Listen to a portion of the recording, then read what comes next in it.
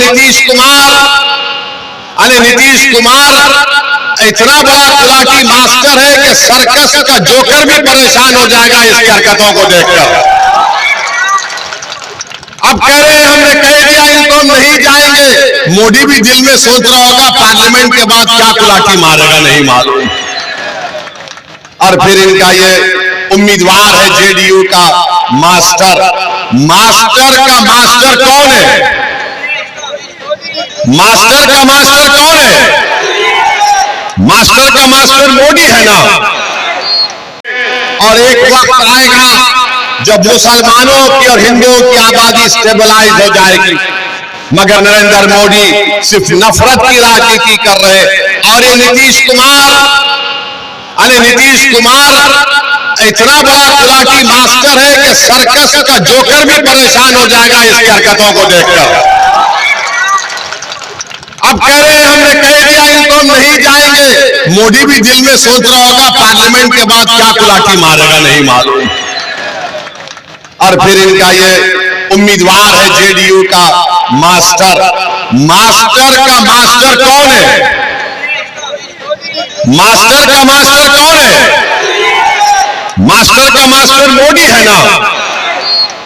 तो इनका माई बाप मोदी हो चुका है।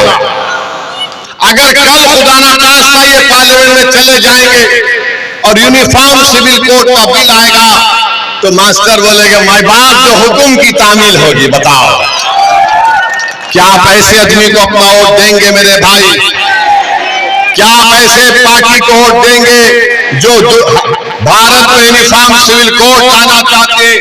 और यूनिफॉर्म सिविल कोड बीजेपी ने लाया उत्तराखंड प्रदेश में। कैसा कानून लाया? यूनिफॉर्म सिविल कोड उत्तराखंड में कहता है कि मुसलमान अपनी शादी निकाह से नहीं करेगा, स्पेशल मैरिज एक्ट से होगा। अब आप बताइए, आपकी हमारी शादी हुई तो निकाह हुआ, काजी साहब बोले नहीं स्पेशल मैरिज एक्ट। अरे दुल्हन को महर नहीं, महर कुछ नहीं। शादी अगर खत्म करना है तो दूसरे कानून के तहत दो। ये यूनिफॉर्म सिविल कोड होगा। इसीलिए हम आपसे अपील कर रहे हैं कि मजलिस कभी बीजेपी से कॉम्प्रोमाइज कभी नहीं की। 10 साल का पार्लियामेंट का रिकॉर्ड उठाकर देख लो आप। ट्रिपल तलाक का कानून सबसे ज्यादा मजलिस ने मुखालिफत की। यूएपीए का कानून मजलिस ने मुखालिफत की और कांग्रेस ने तारीफ की। यह कानून जो पार्लियामेंट में बनाया गया यूएपीए का, जिसमें सबसे ज्यादा जेलों में अल्पसंख्यक समाज के मुसलमान, दलित, आदिवासी है, 5-5 साल से जेल में। कांग्रेस ने तारीफ की और हमको गाली देते। इतने हर कानून पर मजलिस ने मुखालिफत दर्ज कराई और आपकी आवाज को बुलंद किया। हम आपसे ही अपील कर रहे हैं कि 26 तारीख को निकलकर अपना एक वोट पतंग छाप के निशान पर बटन दबाइए। आपको अख्तरुल ईमान को कामयाब करना है। अख्तरुल ईमान की जात को नहीं, ओवैसी की जात को नहीं, बल्कि सीमांचल और किशनगंज की जनता के इंसाफ के लिए, आपके विकास के लिए, आपकी ताकत और आवाज भारत के पार्लियामेंट में होनी चाहिए। जो इन जालिमों से, जो हमारे आईन के दुश्मन है, अंबेडकर के बना हुए संविधान को खत्म करना चाहते हैं, इसीलिए मेरी आपसे फिर से गुजारिश है कि मुत्तहदा तौर पर अपने के वोट का इस्तेमाल करिए। इस विधानसभा में अख्तरुल ईमान की कामयाबी के बाद आप देखते हैं कि कई विकास के काम करवाए गए।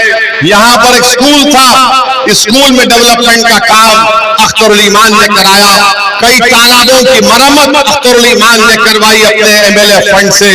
आपको जरूरत है, सीमांचल की जनता को जरूरत है, और हम आपसे गुजारिश कर रहे हैं और आपसे वादा कर रहे हैं कि अख्तरुल ईमान की एमपी की कामयाबी के बाद मैं और अख्तरुल ईमान जितने विधानसभा इस किशनगंज के पार्लियामेंट में आते, हम हर जगह पर एक ऑफिस खोलेंगे ताकि आप उस ऑफिस में आकर, एक आदमी होगा जो आपकी शिकायत को लिख कर रखेगा। अगर अख्तरुल ईमान नहीं रहेंगे, दिल्ली में रहेंगे सीमांचल की लड़ाई लड़ने के लिए, तो आपकी तकलीफ को वो आवाम सुनेगी और अख्तरुल ईमान को मालूम होगा। और याद रखिए, ये तेजस्वी यादव ये कहता है एम वाई। आपको मालूम कि बिहार में यादव 14% है और मुसलमान 17% है। 22 लोकसभा के टिकट दिए, 9 यादवों को दिए और 2 मुसलमान को दिए। बताइए आप क्या तमाशा हो रहा है? कब तक हम इनको नेता बनाएंगे? कब तक हम इनको मुख्यमंत्री बनाएंगे? इनके वालिद को बनाया, इनकी माता को बनाया, अब इनको बनाओगे? अरे तुम कब बनोगे बताओ मुझे। ये लड़ाई नौजवानों तुम्हारी है, ये तुम्हारे मुस्तकबिल की लड़ाई हम लड़ रहे हैं। और जब तुम ताकतवर हो जाओगे तो याद रखो, एक वक्त आएगा जब तुम बिहार के मुख्यमंत्री बनोगे।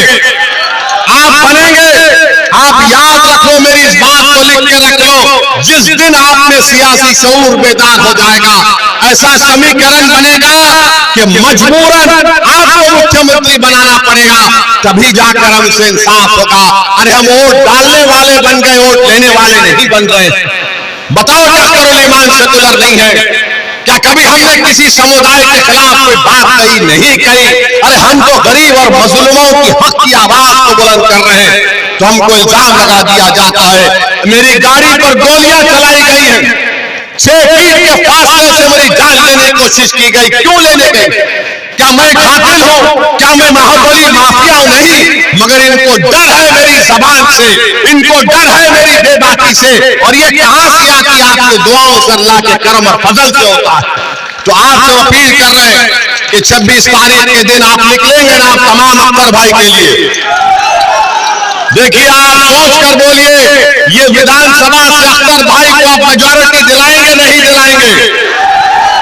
तो यहां का नया एमपी कौन होगा? इंशाअल्लाह। सलाम अलैकुम।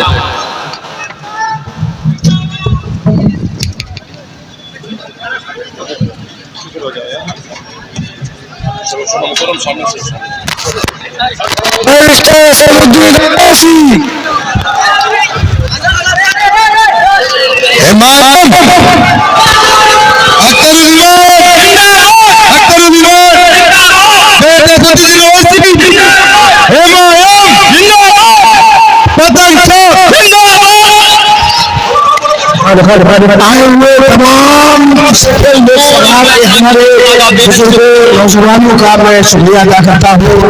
और आए हुए माँ